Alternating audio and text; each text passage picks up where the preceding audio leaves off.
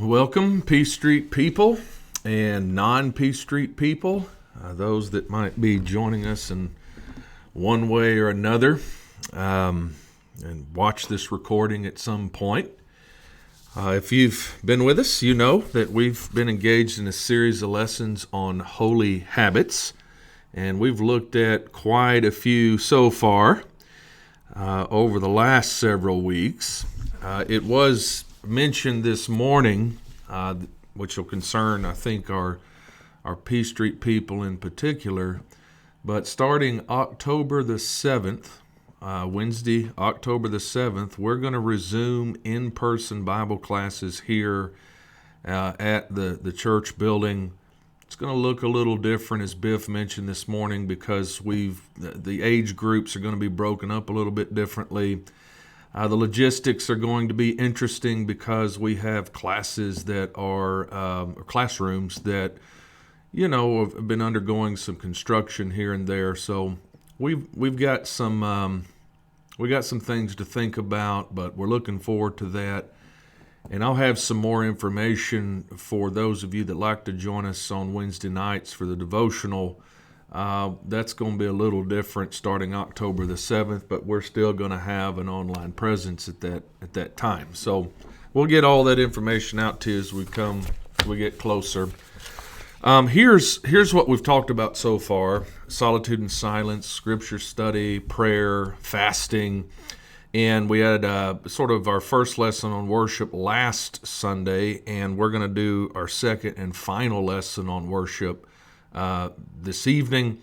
And then we will have a couple of other habits that we're going to look at. Service is one of those, and then stewardship. And there's a couple of different ways that we'll think about stewardship when we get to that point. But we're looking at spiritual disciplines, things that we have to, to some extent, we have to exercise the personal discipline to engage in these holy habits. But we don't want to think of these as just grim duty, and we'll talk some more about that with worship. But there is a responsibility we have in different areas of our life, and these are some things that will help us ultimately realize God's purpose for His people, which is becoming more and more like His Son. And the things that we have been considering in this class are things that we saw in the life of Jesus, who was God in the flesh, who was, we might say, the true human.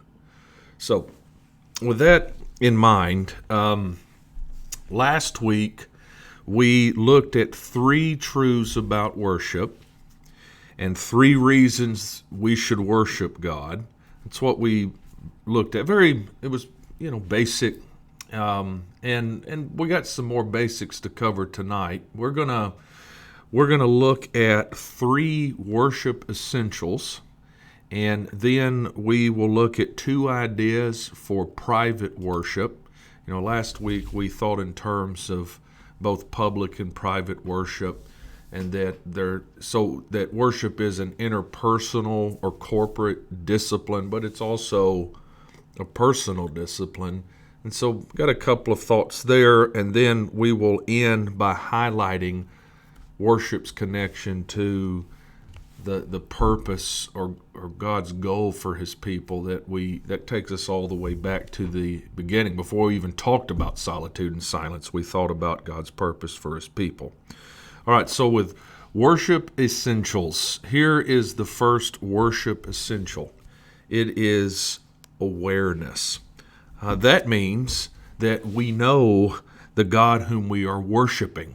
This would have to do with some information about this God. We've said that He's revealed Himself in the world and the Word, and there are things that we can know about Him, that we should know about Him, and that in worship there should be a conscious awareness of His presence. We don't see Him. We don't obviously engage Him with the 5 senses, but by faith, right, we trust that He is present in our worship, And so we're trying in our worship to maintain that awareness that He is in fact there. And those people who have come to truly know God can't help but stand in awe of God. They can't help but revere Him and honor Him. And so the mind has to be engaged in our worship. If our mind is somewhere else, if we are not focusing on God in worship, then it can hardly be called worship. That makes sense.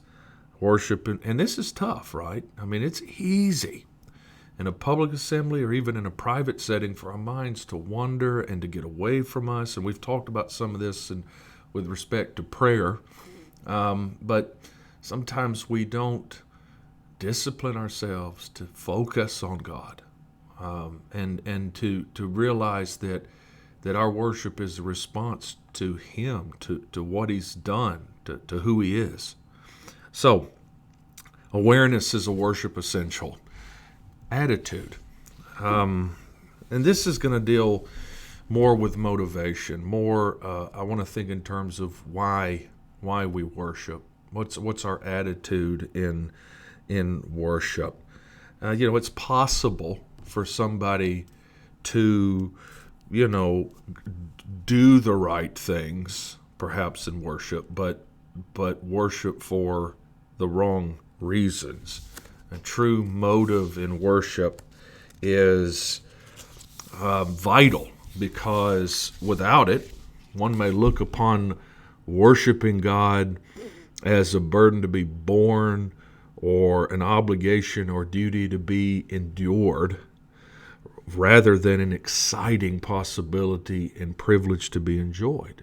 One cannot worship a God that he or she doesn't know, but one will not want to worship a God that he or she doesn't love.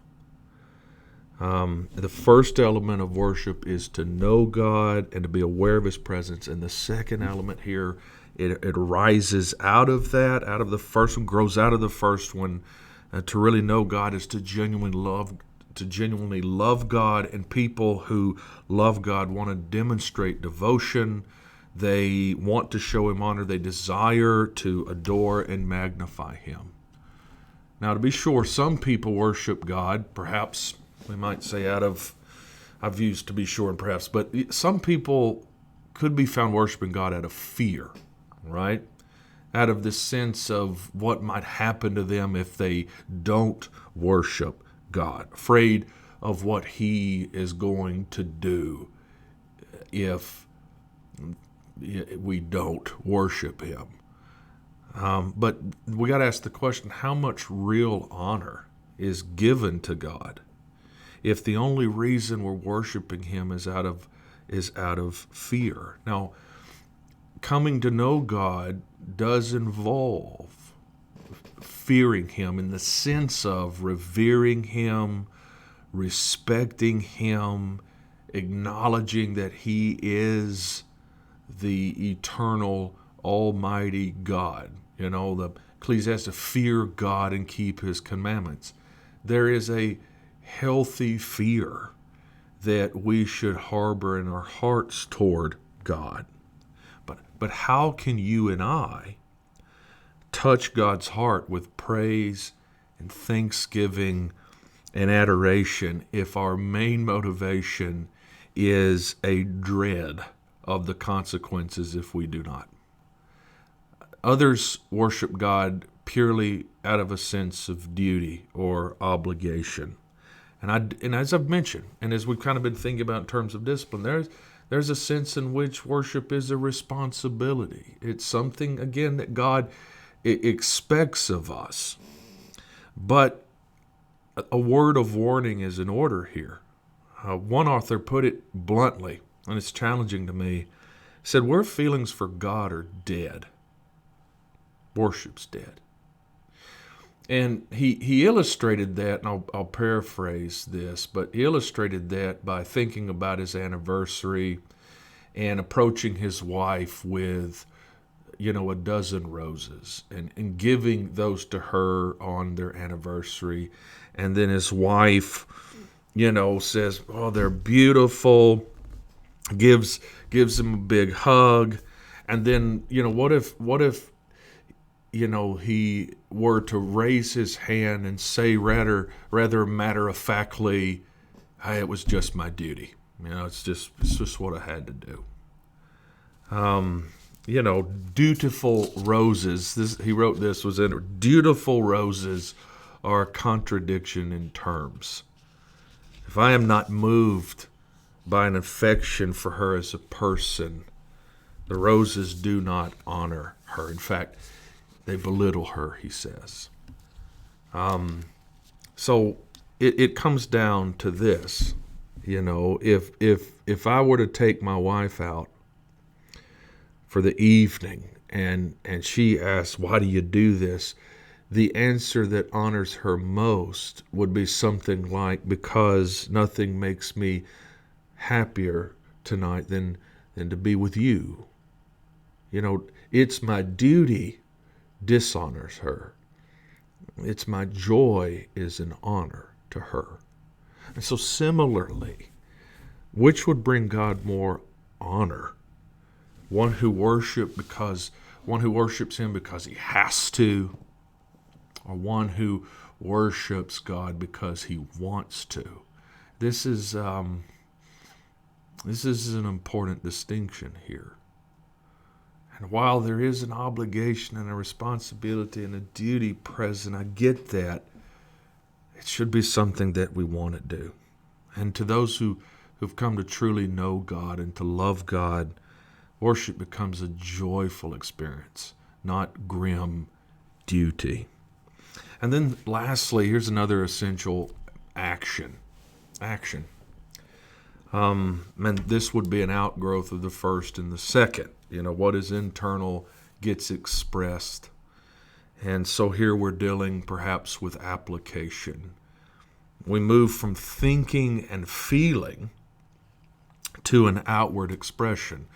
Knowing God and loving God would also mean that in reverence for him and love for him, I will seek to give God what he desires. And this goes back to discussion we had last week. There are a lot of people that think it just doesn't matter what form your worship takes or what your outward expression might be. It's just as long as awareness and attitude are there. But Scripture does call us to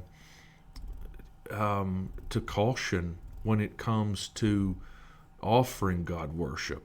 That what we offer him needs to be something that would please him, something that is, a lot of people hate this word, but that's authorized. That the form, it's not so much, we said this last week, that it's form and know that it's all external, not internal. That gets away from awareness and attitude, but it's certainly not the flip either. There is a possibility that we can be enthusiastically heretical, right? Or we can just be cold and lifeless and clinical in our orthodoxy. We want to get away from both of those extremes. But here are the three worship essentials. And now what I want to do is I want to transition from this and think about a couple of ideas for private worship. That, something we can do that puts us in a position to respond to God in worship. And so, as we've mentioned, there are two ways in which God has revealed, two primary ways in which God has revealed himself, okay? One has been called general revelation, and that is through the world that we see, the things that have been made. And the other, we might say, is through the Word. And we'll talk a little bit about both of these. So here's my first little, suggestion. You could take a worship walk, okay? And I've talked to some of you along the way, and this is something that, that folks will do from time to time. But in other words, you kind of get away from the house. Maybe you go into the woods, and you get away where you can kind of focus on God, and you kind of can contemplate all that is around you.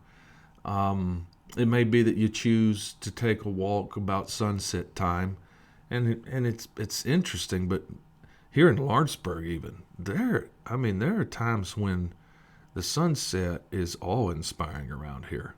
Folks will be posting pictures of it on Facebook and other social media outlets, and all I'm saying is that we as Christians should understand and are convicted that all this stuff that we're seeing around us didn't just appear as a result of time and chance, that it was the product of the purposeful, intentional creation of God. We got a couple of passages that are worth thinking about. Here's one in Psalm 19, 1 and 2. The heavens declare the glory of God, and the sky above proclaims his handiwork. Day to day pours forth speech, and night to night reveals knowledge. And so here the psalmist is essentially wanting us to look up at the starry sky, recognizing the connection here, that the beauty I'm seeing, the power that brought that into being was God. And that can put me in a mindset of worship, where either I can talk to God in praise, or I can sing to him. It's okay if you're out in the woods or under a starlit sky or watching an incredible sunset and you begin to sing to your Father. So here, just to give you a couple, here's another passage. Let me bring this up before I get ahead of myself. For his invisible attributes, Paul writes in Romans 1:20, namely his eternal power and divine nature, have been clearly perceived ever since the creation of the world in the things that have been made. That's what I said, right? That he has revealed himself to us in a general way through the world that he has created. I put together some pictures here that I thought you might find,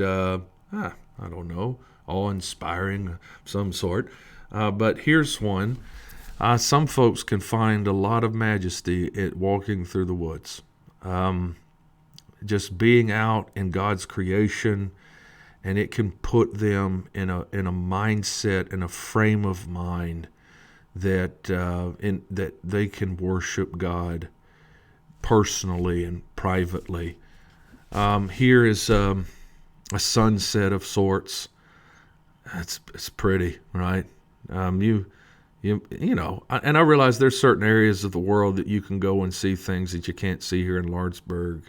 But there are things we can do to focus on him in this way. Wow, right? If you can find you a dark enough place and get out in a clear enough, I don't know if we're going to see anything like that around here, but this gets at Psalm 19, that what we see in the heavens declares the glory of God, and that can put us in a position to praise him and to worship him. The second is a little idea, and this just intertwines with things we've talked about so far, and that is worship with the Word. You've got general revelation, you've got special revelation, and the Word, it's going to describe God in certain ways. It's going to tell us things about God that we would have never been able to figure out had we, through some conversation with a tree or looking at a beautiful lake or taken in a mountain range, right? There are things that had to be revealed in a special way. And that is that's what we have with the Word. We learn about who God is, but we also get an historical view of what he's done, right? In space and time, beginning with creation and all the things that he has done in time to bring about his Son into this world and to save the world, all of which are worthy of our praise and adoration and exaltation. Here's a passage in Hebrews. Notice it says, long ago at many times and in many ways, God spoke to our fathers by the prophets. But in these last days, he has spoken to us by his Son, whom he appointed the heir of all things, through whom also he created the world. He is the radiance of the glory of God and the exact imprint of his nature. And he upholds the universe by the word of his power. I point this out because it is true that God's greatest revelation of himself was the Son. I mean, that was God in the flesh. He was, as the writer says here, the radiance of the glory of God, the exact imprint of his nature. I think about Jesus saying to Philip, if you've seen me, you've seen the Father. You know, and the Word, that's what he's called in John 1, the Word, the message, the Logos. He was in the beginning with God, and he was God, and he was made flesh, and he tabernacled among us. He was present with us. Now, the thing is, you and I did not see him. We didn't walk with him, but we got eyewitness testimony. We got 4 Gospels that we can spend time with, and where we get to really take a long look at Jesus. And when we see him, we see the Father, among other things. And the Word becomes that conduit, that channel through which we can see God for who he is, learn what he's done. And so, obviously, and maybe practically speaking, when it comes to worshiping with the Word, hey, some of your prayer time is going to be indistinguishable from worship. Some of the things that will arise from if you're doing the Psalms for a day and in your prayers are going to force you to acknowledge things about God and say things about God and express your devotion to him and your adoration to him. And so, I don't want this. There's a sense in which you go, well, I guess I've been worshiping God privately. It's not something I necessarily have to work real hard to integrate into what I'm already doing in the exercise of some of these other personal disciplines, and that would be true. It might be the worship walk, might be a little something different for you, but that's what we're saying, that we take time in our Bible study and Bible meditation, prayer, to focus on God and to express to him in prayer or song our love for him. And then we want to close here by thinking about one other thing that'll sort of end it with showing us the connection between worship and the purpose of God, of us becoming more like Christ. So here's an interesting statement. Worshiping God is both an end and a means. It's both an end and a means. The worship of God is an end in itself, because to worship as we've defined it is to focus on and respond to God's revelation of himself, whether in the world or in the Word, through some biblical action or expression. Okay? So worshiping God is an end in that sense.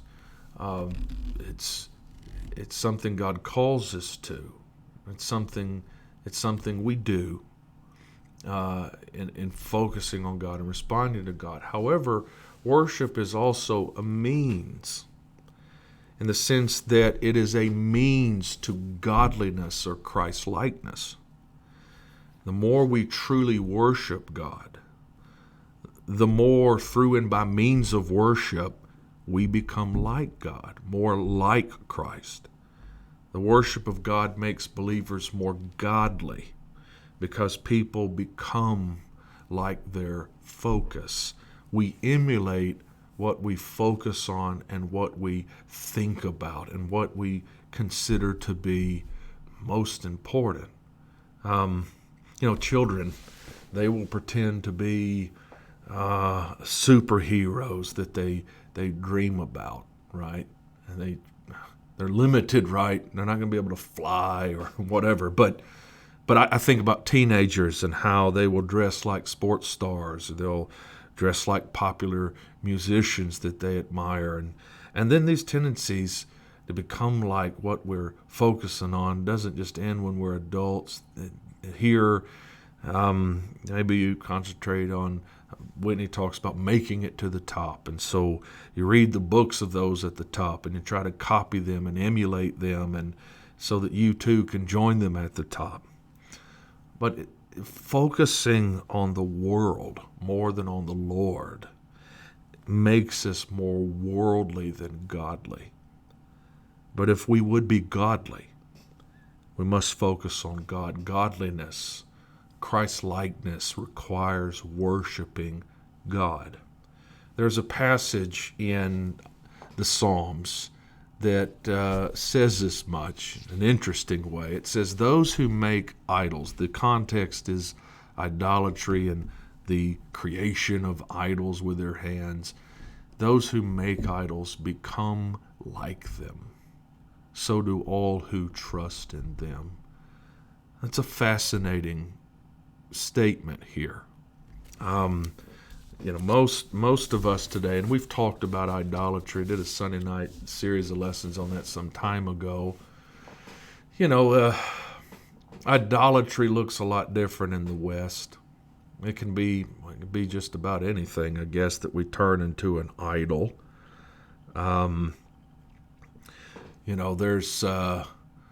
We think about pop idols, where people just pack into stadiums and they're singing the songs and they're buying the merchandise and there's a part of them that certainly admires that individual and is even appreciative for that individual's songs and all of this. But there's also a part of people that wants to be like them. And we have American Idol, that every now and then on my Facebook page there'll be a clip or two from American Idol. So, talent, fame, riches, attending these shows and purchasing the music.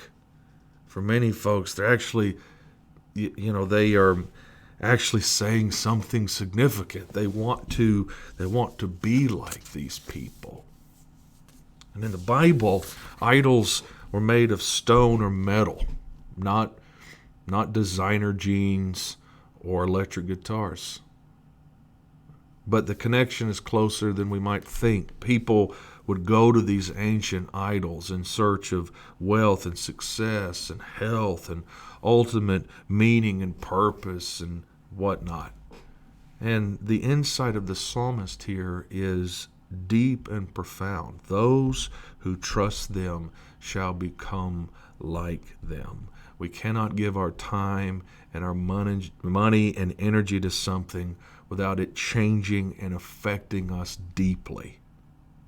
This is a core truth of what it means to be a human being. The more you do something, the more your heart will desire it. And more significantly, the more you become like that thing. So, if we want to become more like God, if we want to become more like Christ, then worship has to be a part of our repertoire. I will close here with a quote by Trip Prince, who had helped me with some thoughts here that I found online. But I thought this quote was is a good one to end on. Have you ever wondered why Christians spend so much time in worship? Here's a clue. It isn't because God is a narcissist. Instead, He is a loving Father who desires that we live a flourishing life fully alive to what it means to be human and made in His image. He therefore knows that when we sing of His greatness, His faithfulness, of our trust in Him no matter the circumstances, He knows that worship changes us. Worship is an end in itself, but it's also a means to becoming more like the one we're worshiping. That's what we should ultimately desire, right? So, that's our lesson for this evening. Next Sunday night, we will, something flew in my eyeball. But next Sunday night, we will think about service, the discipline, personal discipline or holy habit of service. So be looking forward to that. Hope that these lessons have been helpful, if not insightful. So thanks for tuning in. Thanks for watching, and may God bless you this week.